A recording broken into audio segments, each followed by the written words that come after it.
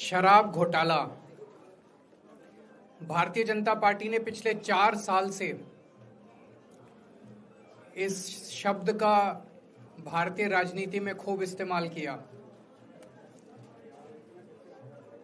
आज उसमें जो आदेश आया उस पर भी चर्चा करेंगे। न्यायालय ने, हमारे जस्टिस सिस्टम ने इसमें एक बहुत ऐतिहासिक फैसला दिया है। इसके लिए मैं जुडिशरी का बहुत बहुत धन्यवाद करना चाहता हूं, जज साहब का बहुत बहुत धन्यवाद करना चाहता हूं। आज के इस माहौल में जब सारी संस्थाओं को, सारे अथॉरिटीज को डराया जा रहा है, धमकाया जा रहा है, ऐसे में इतना बड़ा न्याय करने के लिए जज साहब ने वाकई बहुत हिम्मत दिखाई है। मैं उन सभी वकील भाइयों का धन्यवाद करना चाहता हूं जिन्होंने एक एक कदम हम लोगों का साथ दिया, हमारी ये लड़ाई न्यायालय में लड़ी। मैं खासकर नाम लेना चाहता हूं, अभिषेक मनु सिंघवी साहब का धन्यवाद करता हूं, हरिहरन साहब का धन्यवाद करता हूं, रिबेका मैडम का धन्यवाद करता हूं, विक्रम चौधरी जी का, दयान कृष्णन जी का, रमेश गुप्ता जी का, शादान का, मोहित माथुर जी का, विवेक जैन, रजत, मोहम्मद इरशाद, करण, मुदित जैन, और भी कई नाम है, अगर मेरे से कुछ रह गए हो। बहुत सारे वकीलों ने हमारा साथ दिया, और उन सारे देश भर के लोगों का जिन्होंने पिछले 4 साल से जिस तरह से हमारे ऊपर अत्याचार किया जा रहा था, इतने कठिन समय में हम लोगों का साथ दिया, उनका धन्यवाद करना चाहता हूं। आप जान रहे हैं कि किस तरह से पिछले 4 साल से ईडी को, सीबीआई को, सारी संस्थाओं को इस्तेमाल करके हमारे ऊपर एक शराब घोटाला नाम का एक आरोप लगाया गया। सीबीआई ने, ईडी ने उसमें चार्जशीट फाइल की। आज कोर्ट को प्राइमा फेसी ये निर्णय लेना था कि क्या सबूत और गवाहों के बयानों के आधार पे सफिशिएंट मटेरियल है कि इसमें मुकदमा चलाया जाए। अभी मुकदमा चला नहीं था। कोर्ट को यह निर्णय लेना था कि क्या मुकदमा चलाने लायक सफिशिएंट मटेरियल है, और कोर्ट ने लगभग 600 पेज के आदेश में सारे सबूतों और सारे गवाहों को मद्देनजर रखते हुए यह कहा है कि इतना भी सबूत नहीं है, इतने भी गवाहों के बयान नहीं है, एक निक्का सा भी सबूत नहीं है कि इसमें मुकदमा तक चलाया जा सके।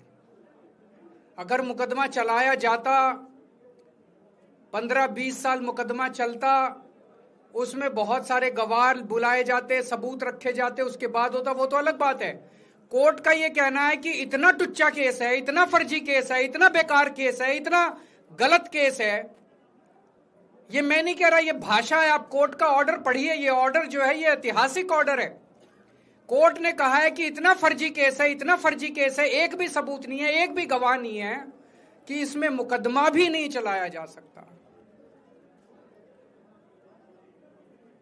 ये पूरा षड्यंत्र किसने रचा, क्यों रचा? ये पूरा षड्यंत्र 2 लोगों ने मिलकर रचा, नरेंद्र मोदी जी और अमित शाह जी। और आज उन दोनों को पूरे देश से माफी मांगनी चाहिए। उन दोनों ने मिलकर षड्यंत्र रचा कि आम आदमी पार्टी को खत्म किया जाए, आम आदमी पार्टी को बर्बाद किया जाए, और उस षड्यंत्र के तहत आजाद भारत का सबसे बड़ा और सबसे घिनौना षड्यंत्र रचा उन लोगों ने। वो देख रहे थे कि दिल्ली में वो हमें नहीं हरा सकते। वो देख रहे थे कि दिल्ली की जनता हमारे कामों से बहुत खुश है। वो देख रहे थे दिल्ली में कामों की राजनीति के आधार पे वो कहीं खड़े नहीं होते, तो उन्होंने एक षड्यंत्र रचा। जनता जानती है कि केजरीवाल ईमानदार, उन्होंने कहा केजरीवाल की ईमानदारी पे चोट करो। जनता जानती है कि आम आदमी पार्टी ईमानदारी, उन्होंने कहा आम आदमी पार्टी की ईमानदारी पे चोट करो। उन्होंने आम आदमी पार्टी को खत्म करने के लिए षड्यंत्र रचा और बोले केजरीवाल बेईमान है, केजरीवाल बेईमान है, केजरीवाल बेईमान है। केजरीवाल ने शराब घोटाला किया, केजरीवाल पैसे खा गया, केजरीवाल ने 100 करोड़ रुपए खा लिए। मैंने जिंदगी में केवल ईमानदारी कमाई है, मैंने जिंदगी में केवल इज्जत कमाई है, एक नया पैसा नहीं कमाया मैंने अपनी जिंदगी में। इन लोगों की तरह नहीं हूं मैं। मैंने जिंदगी में एक नया पैसा नहीं कमाया, केवल ईमानदारी कमाई है।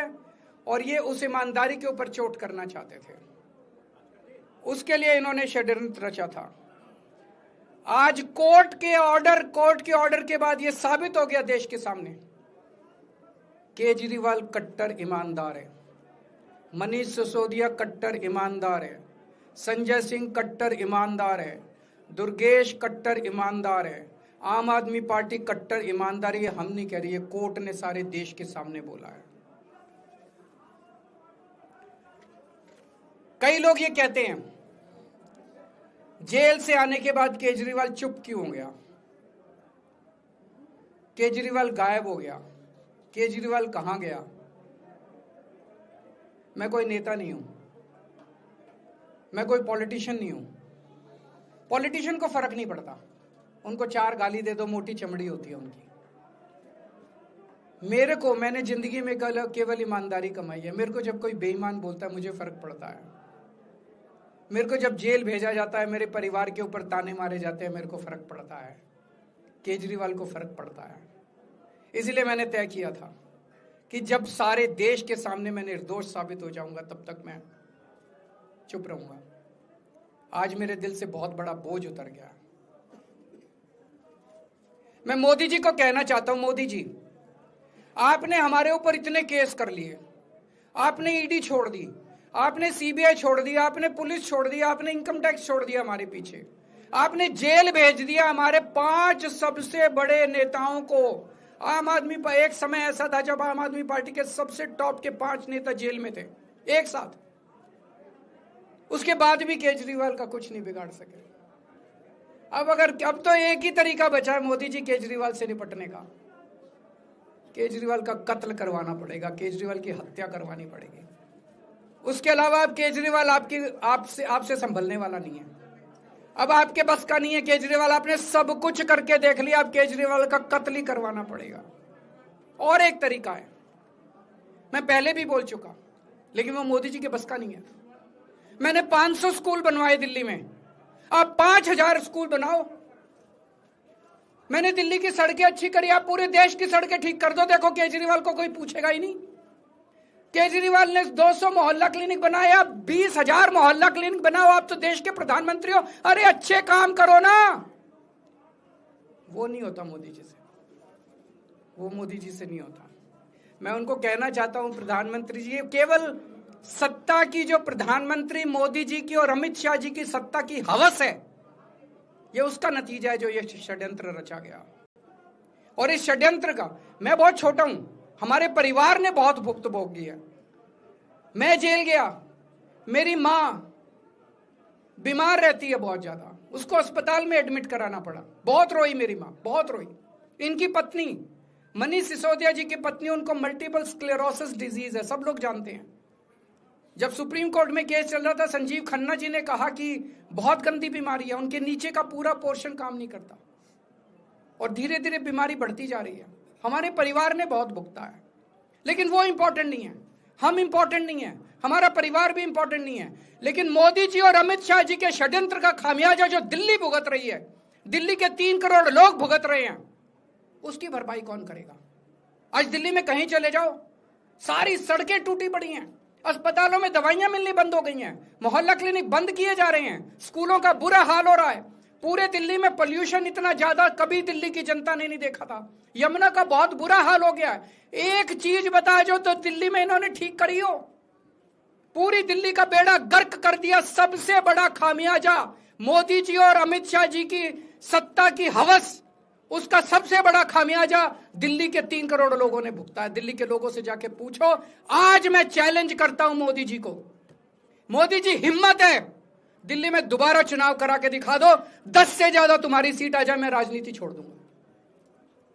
तुम्हारी 10 से ज्यादा सीट आ जाए, मैं राजनीति छोड़ दूंगा। दिल्ली की जनता त्रस्त हो चुकी है तुम लोगों से।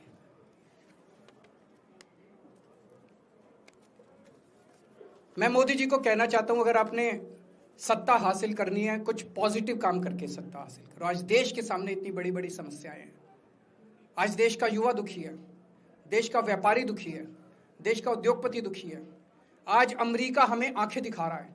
मोदी जी की हिम्मत नहीं है जो ट्रंप के खिलाफ एक शब्द बोल दें। ट्रंप के खिलाफ रोज ट्रंप गालियां देता है मोदी जी को, रोज ट्रंप गालियां देता है भारत को, रोज ट्रंप गालियां देता है हमारे देश को। मोदी जी के हमारा प्रधानमंत्री भीगी बिल्ली बना हुआ है। अरे देश संभालिए ना। आपको हमने देश चलाने को दिया था और आप केजरीवाल में उलझ गए, आप आम आदमी पार्टी में उलझ गए। पॉजिटिव काम करके सत्ता हासिल कीजिए, ये नेगेटिव काम करना बंद कीजिए। अगर आपके कोई एक दो प्रश्न है तो। क्या आपको उम्मीद है कि अब ईडी के मामले को भी? ईडी मामला खत्म हो गया। सीबीआई के मामले के बेस पे ईडी था, वो अब फॉर्मेलिटी बची है। हम अगले हफ्ते एप्लीकेशन डालेंगे, ईडी का मामला खत्म हो जाएगा। कांग्रेस कह रही है कि ये बीजेपी ने जो है कांग्रेस को नुकसान पहुंचाने के लिए आपको जो है राहत दिलवा दी है। मैं आपसे पूछना चाहता हूं, केजरीवाल जेल गया, रॉबर्ट वाड्रा जेल गया, संजय सिंह जेल गया, क्या राहुल गांधी जेल गया? मनीष सिसोदिया जेल गया, सोनिया गांधी जी जेल गई? किस मुंह से बात करते हैं? शर्म नहीं आती कांग्रेसियों को? ले जाए, ले जाए, वो तो ले जाए, उनका हक है। सुप्रीम कोर्ट भी जाएंगे, हाई कोर्ट भी जाएंगे। जैसे निचली कोर्ट में न्याय हुआ, ऐसे ऊपरी कोर्ट में भी न्याय हुआ। जब कोई सबूत है ही नहीं, जब कोई गवाह है ही नहीं, तो ऊपर के कोर्ट में भी कहां से लाएंगे सबूत, कहां से लाएंगे गवाह? आज कोई छोटा मोटा उन्होंने डिस्चार्ज कर दिया है हमें, उन्होंने कहा कोई आरोप ही नहीं बनता। इसके अलावा जो इन्वेस्टिगेटिंग ऑफिसर है, इन्वेस्टिगेटिंग ऑफिसर सीबीआई के ऊपर उन्होंने, कोर्ट ने टिप्पणी की है कि सीबीआई अपने दोषी अधिकारियों के खिलाफ डिसिप्लिनरी एक्शन, कभी ऐसा ऑर्डर देखा है? इसका मतलब कितना फर्जी मुकदमा था कि सीबीआई के अफसरों के खिलाफ डिसिप्लिनरी एक्शन लिया जाएगा।